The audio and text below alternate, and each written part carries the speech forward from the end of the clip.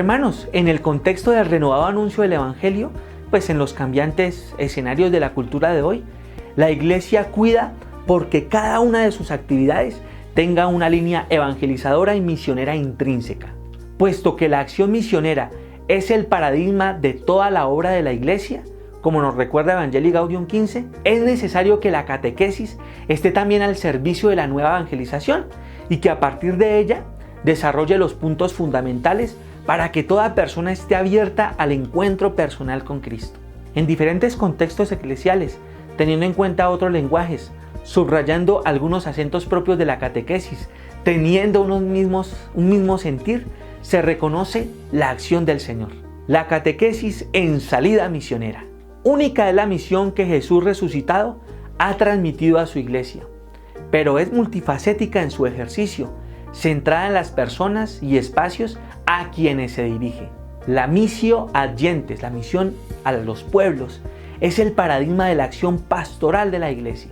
Recordemos lo que nos enseña el Papa San Juan Pablo II en la carta encíclica Redemptoris Missio de diciembre 7 del 90, en el artículo 33. La missio ad gentes está dirigida a pueblos, grupos humanos, contextos socioculturales donde Cristo y su evangelio no son conocidos o donde faltan comunidades cristianas suficientemente maduras como para poder encarnar la fe en el propio ambiente y anunciarla a otros grupos. Con este paradigma, la Iglesia está llamada hoy a realizar una misión permanente en todo el mundo y a transformar cada acción en una perspectiva misionera.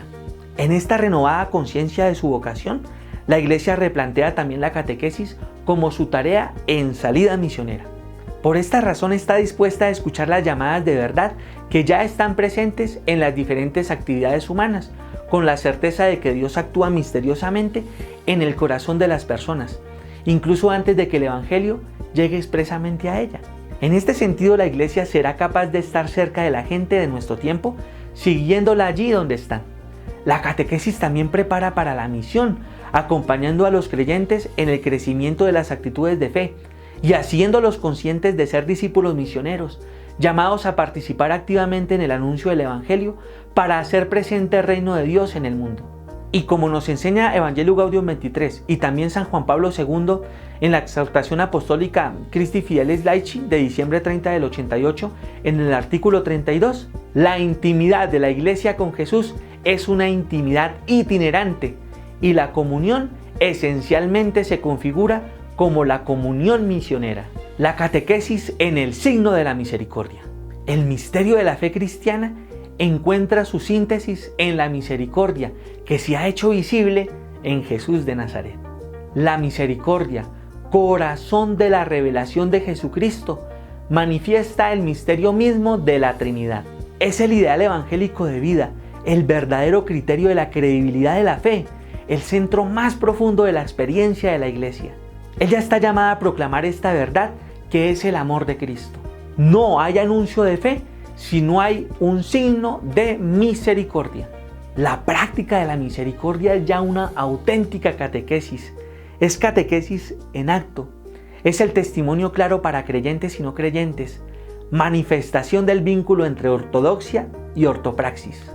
Como nos enseña el Papa Francisco en el discurso a los participantes en la Asamblea del Pontificio Consejo para la Promoción de la Nueva Evangelización de octubre 14 del 2013, la nueva evangelización ha de usar el lenguaje de la misericordia, hecho de gestos y de actitudes antes que de palabras.